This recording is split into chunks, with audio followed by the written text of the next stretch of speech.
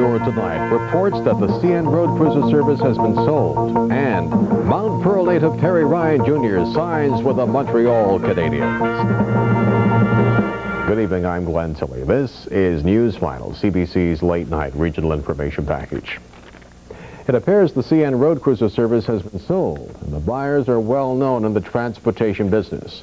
They're the Roberts of Triton, the same family that tried to operate an airline in this province 2 years ago. As Brenda Murray reports, the sale has the CN employees worried. Pat Barker drove his bus into the lot at Grand Falls, Windsor today, but he's afraid that after 17 years, his driving days with CN might be numbered. If the rumors are true, I guess there will be no road cruiser drivers with the new company. It's a wait and see now with Mrs. Roberts and see how she, in fact, is going to run the system. Barker is worried because it appears the Roberts of Triton have purchased the CN Road Cruiser service, the same family who tried to run the short-lived Triton Airlines. Now they're trying for something more down to earth. Neither the Roberts family nor CN would comment today. Both say the sale isn't official. But the head of the union says he saw a news release that detailed the sale, and the union is not at all pleased with the privatization. Pat Barker is the head of the union. I think the deal is not very good for Newfoundlanders. The drivers and the employees are definitely going to lose jobs over it, but the people in Newfoundland are the ones that are going to suffer if there's another reduction in these services. Passengers, too, seem troubled by the sale and by the rumors of staff cuts. With the sale of the bus service in the wintertime, we're wondering if we will still have the same experienced drivers. And from myself, I don't know if I'll be using the service. Where are you going today? The union says the Roberts will review the bus service in the next 2 months. And then it's afraid the service might be decreased while the rates are increased. Brenda Murray, CBC News, St. John's.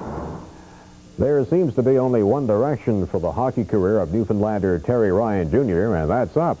The day the Mount Pearl native signed his first professional contract. It's with the Montreal Canadiens. This is Terry Ryan when he was at the Canadiens training camp last summer after he had been drafted by the team. The deal announced today has a $1.275 million signing bonus for starters. And Ryan will be paid $850,000 a year over a 3-year period. That's the most a rookie can get. By the way, those figures are in American dollars. Ryan will report to the Canadiens training camp in September. In the meantime, he will continue where he's been playing for the past several months with the Tri-City Americans, a junior team in Washington State. A father and daughter from Cornerbrook are lucky to be alive. They had taken off yesterday in a small plane from the Gander Airport. Anna Shepard was in the pilot seat with her father, Wally, along for the ride. And as Doug Greer tells us, the unexpected happened. Wally Shepard is one lucky man and one proud father. Proud that his daughter, Anna, at 18, got her pilot's license through cadets last summer. Proud that yesterday afternoon, she got them both back alive. Anna doesn't want to talk about her close call, so it's up to Dad. Anna had indicated to traffic control that she wasn't sure she was going to make it. Anna was flying this plane, just trying to get another hour's flying time under her belt. Dad was with her for the very first time. They were over Lewisport when the problem started. Anna noticed that she wasn't getting the power out of the engine that she should have been. So they did get back to within a mile of the airport. So she kind of went to the tower and said, we aren't going to make it. We're going to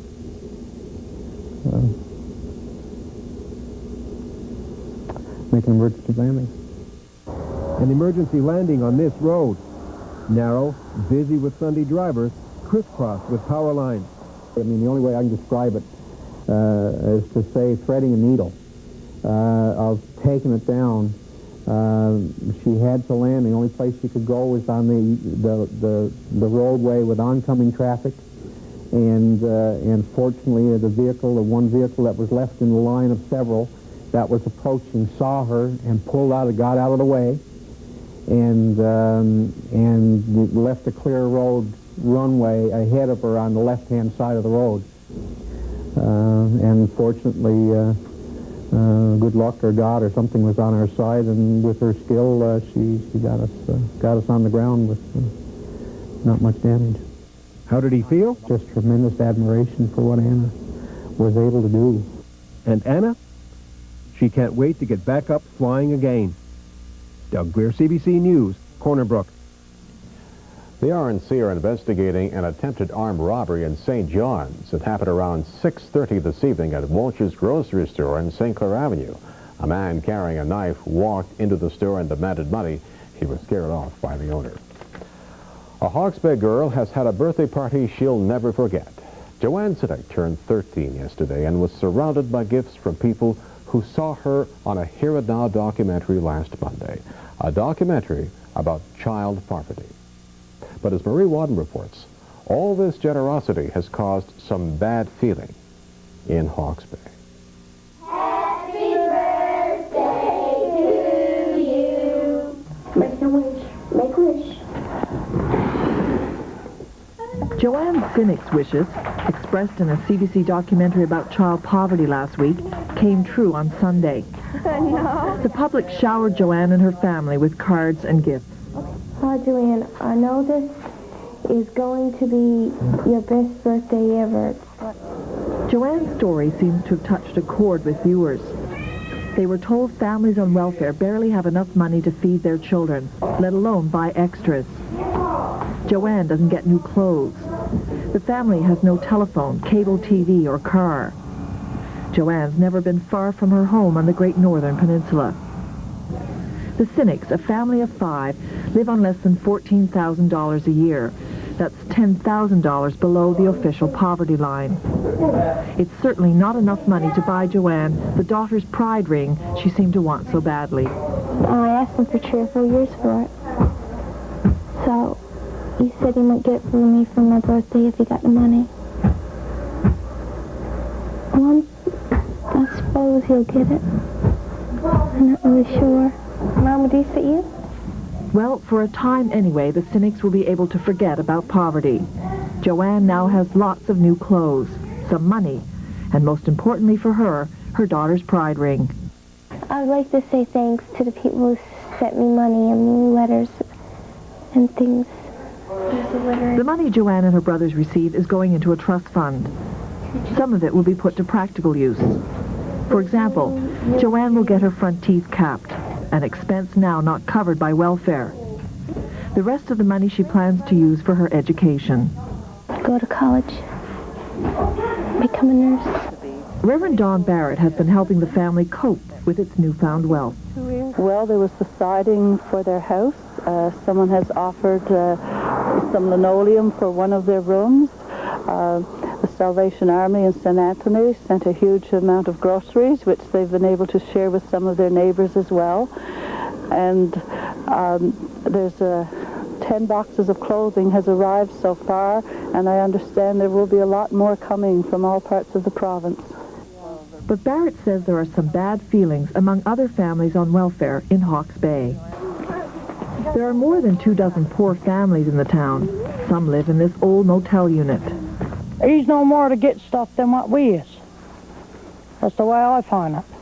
Right? So should the public stop donating to Emmanuel and get your address and send to you? No. Don't want them to get my address and send to me at all. But it should be a food bank and a clothing bank set up to be distributed to all. That's my opinion. We're not even allowed to have a bank account for our children. There's my boy now coming up for graduation, got nothing for him to wear. Well, we're hoping that something permanent can be made out of this, that the clothing that's arriving can be used to set up a thrift store that will provide some long-lasting impact. The fear we have is that once the food is eaten and the children have outgrown their clothes in another year, the Sinnicks are still in the same position that they are today. Joanne's parents are certain the controversy will soon blow over. Stella Sinnick understands where it's coming from. It's not the people that we want to come in and respond, it's the government. That's the ones that needs to move. Joanne, meanwhile, is blissfully unaware of anybody's resentment. She's relishing the moment. And she insists that all this attention won't change her. I'd say I'd still be the same old me. I don't think I even want to change how I feel about myself. I like the way I am, the way I am. For CBC News, I'm Marie Wadden in Hawke's Bay.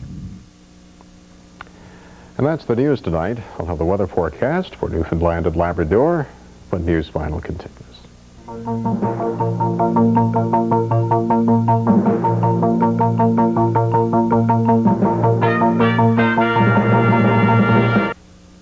Welcome back to Newsfinal. Time now for the weather segment. Well, most of the province will see some sunshine tomorrow. Many others, especially in Labrador, will see more sunshine on Wednesday. However, the Avalon, I'm afraid, will not be adorned with that sunshine, just mainly cloudy for the Avalon Peninsula and the St. John's area. But the rest of the province is looking at least some portion of the day with some sunshine. We'll show you all those details after we look at the current conditions across Newfoundland and Labrador tonight. Generally clear in many places across Newfoundland and Labrador this evening. Some cloud flurries are showing up in Happy Valley Goose Bay tonight, and there's some fog in St. John, certainly not unusual for the capital city, and but generally it is clear in central areas of the island and in western Labrador tonight. Here's your local forecast. For St. John's, the Avalon Peninsula, tonight overcast with fog and patchy freezing drizzle. The low -1. Watch for that freezing drizzle tonight. Tomorrow, mainly cloudy. Chance of a flurry or shower, high +2. Wednesday's outlook, mainly cloudy again. Now, for the remainder of the island. This is everybody on the island except the Avalon Peninsula. Tonight, clear with cloudy periods. The low -8 to -4. Tomorrow, a mix of sun and cloud. High 0 to +4. Wednesday's outlook, sunny with cloudy periods. Here's the extended forecast for the island. Thursday, periods of rain west of the Avalon Peninsula. If you live in the Avalon, you can expect cloudy skies with sunny periods. So some sunshine is showing up for the Avalon for Thursday, while the bulk of the island will see periods of rain. So again, if you live in the Avalon, cloudy with sunny periods. West of the Avalon, periods of rain. And by Friday, the Avalon gets into the periods of rain as well. Periods of rain for the entire island on Friday, but temperatures will be mild, +6 to +8. And those temperatures, by the way, are about 5 to 6 degrees above normal values for this time of the year. So some mild weather on the way towards the end of the work week. Labrador City Wabash now. Tonight, cloudy with clear periods, the low -15. Tomorrow, a mix of sun and cloud. Some light flurries with the cloud, high -1. Wednesday's outlook, a mix of sun and cloud again. Happy Valley Goose Bay, tonight cloudy with flurries, the low -8. Tomorrow, cloudy with sunny periods, high -2. Wednesday, sunny with cloudy periods. Churchill Falls, tonight cloudy with flurries, the low -12. Tomorrow, mainly cloudy, chance of a flurry, high -4. Wednesday's outlook, sunny with cloudy periods. For Nain to Hopedale, Post Bill to Cartwright, tonight cloudy with flurries, the low -10. Tomorrow, cloudy with sunny periods, high -4. Wednesday is even better, sunny with cloudy periods. For Bateau to Lanceauclair, tonight mainly cloudy, the low -8. Tomorrow, cloudy with sunny periods, high -2, but Wednesday again, even better, more sunshine, sunny with cloudy periods. Here's the extended forecast for Labrador. Watch out on Thursday and Friday. Winter is not done with Labrador yet. Thursday, periods of snow. Friday, periods of snow with a high temperature each day, 0. Similar conditions in Labrador City Wabash as well. Thursday, snow in western Labrador, high -1. Friday, occasional snow and a high of -3 in western Labrador. And that's the weather information for Newfoundland and Labrador. Coming up on Newsfinal, the first of a two-part series on the federal by-election campaigns in this province. Tonight, we'll look at the western Newfoundland constituency of Humber, St. Barb, Bayvert.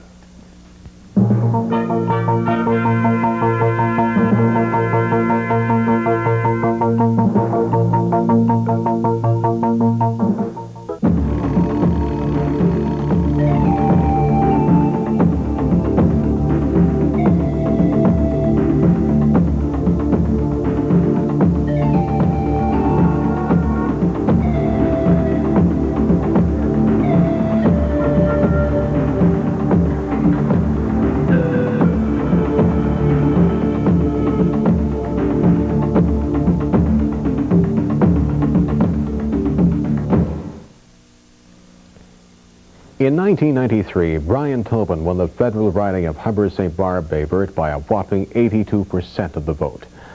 Now that he's the premier, who will fill Brian Tobin's shoes in Ottawa? 4 candidates hope to be the new Member of Parliament. Terry LeDrew takes a look at the candidates and the issues in Humber-St. Barb-Bayvert. From the streets of Corner Brook to the fishery long gone in Fleur-de-Lis on the Bayvert Peninsula, to the northern remotes of St. Anthony Bight. It's a big riding where people have one main thing on their minds. Hopefully to get some work. It's jobs and work. Employment mainly. Steel Cove sits picture perfect on the Bayvert Peninsula. But it's also dying, says retired skipper Albert Sparks. Everybody's in need of a job. Yes, 1 second. Good morning, Development Association. Carol Welshman hardly stops answering calls looking for some work from the Bayvert Rural Development Office. And if anything comes up, I will. Welshman knows nothing will come up. There's a bit of optimism and a handful of jobs in new mining ventures here. But the fishery collapse has robbed most people of work and hope. I'm hearing what are we going to do after the next few months. We have no income coming in. How are we going to support our families? How you doing? Jerry? Oh, yeah. Good to see you. Jerry Byrne says he'll not only fix things, fill Brian Tobin's shoes, he'll make things even better. Rural communities is where we're going to be producing export jobs in the export. Burns worked in rural Newfoundland. He was a project coordinator on the Northern Peninsula. Export industry. But for 3 years, he's been Brian Tobin's assistant in Ottawa. And it's clear his mentor has made his mark. From the impressions that are coming off that canvas, I tell you, And I'm glad to be here. what you're doing. Byrne has the same ease, the same charm. His critics say the same Tobin style. Well, I'm selling something today, too. Some people say that's bad, some more people say it's good. I think it's good. I think if he can follow the footsteps of Mr. Tobin, he'll only be ashamed. Well, I can't see it harming him, you know. Good day, sir. Good day. Jerry Byrne is my name. There has to be similarities between the two of us and the jobs that we tried to do. I learned a lot working in Ottawa. There's no question about it, and I'm going to use all that experience. But it's going to be Jerry Byrne and his stamp on this job. This riding swung Liberal to Tory only once since 1949, but it remained a PC stronghold for 10 years, thanks to Jack Marshall's personal popularity. I'll get 360s of these, watch. Now it's the popularity of a personality the Tories are banking on to score. Danny Kane's radio morning job is his claim to fame. Is that enough? Or what else would you bring to this job? No, I think it is, really. I'm a simple man with a simple plan. Just to take the concerns of the people of this great district, Ottawa, that's all. Let them be heard. That's what I'm here for. In the old days, you had a pig, a punt, and a potato patch. You had her made. Good day, madam. How are you? Danny Kane is my name. Kane's style leaves little time for debate. Will you be getting out to vote on March 25th, do you think? I guess so. I appreciate your vote, my darling. I'm running for the PCs. You'd like to have a badge or poster? Good girl. All right, have a good day. All right, see you later. Straight across? But here in Bird Cove, he's got his fans. Good to see you. Good for you. You want to take a poster with some badges? My vote too, buddy. Thank you, sir, very kindly. And up in St. Anthony, disillusioned and out-of-work Liberal Wayne Taylor is also a convert. Always a Liberal. But like I said, he didn't do nothing for us, so hopefully Danny's going to change that. Don't be putting down the other candidates. That's not the kind of campaign we're taking here, right? In her cramped headquarters in Corner Brook, New Democrat Colleen Dingwall Corbin is Grace under fire. I didn't come in this race to win, and realistically, it will take a miracle. An NDP miracle has happened here before, twice. The riding took a left turn under Fons Fowler. But there's little sign of that idealistic fervor today. You look like in your heart you're an NDP person, right? I never know who I'm going to vote for. Yeah. I'll be honest about it. Colleen Dingwall Corbin. You can have a look at that fruit today. Very good then. Let us know. You can swear, guys. As usual, the NDP has its young, stalwart support, but little money. Something Dingwall Corbin knows only too well. Despite a sociology degree, she and her family are on welfare. I don't want a sympathy vote either. I want a vote for me, you know. And that's part of who I am, naturally enough, but I also know what it's like to be there. And I don't want to see another 1,500 people getting cut from tags in May going there as well.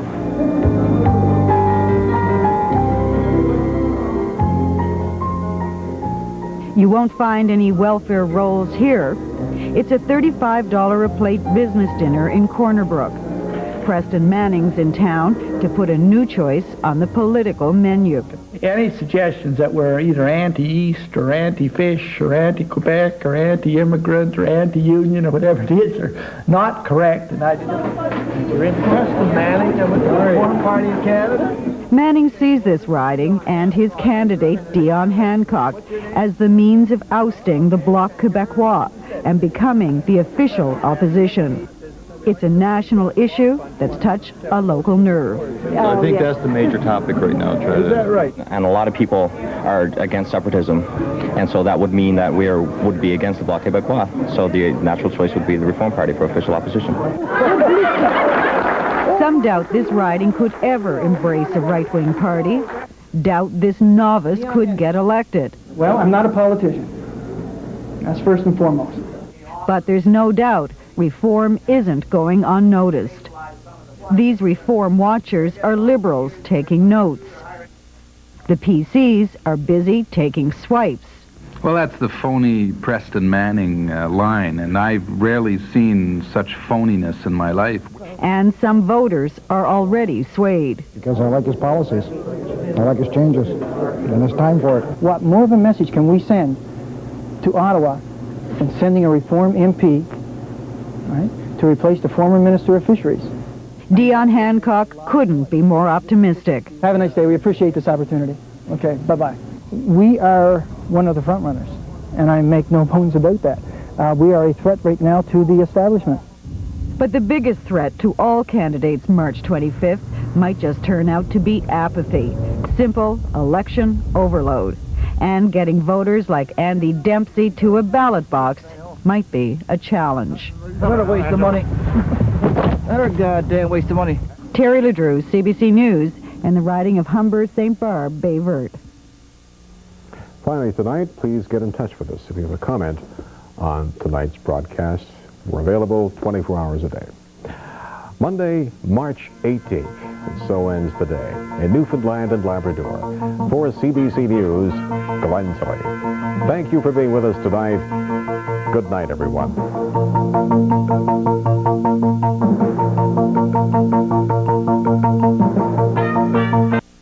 The Fisheries broadcast on CBC Radio in Newfoundland and Labrador.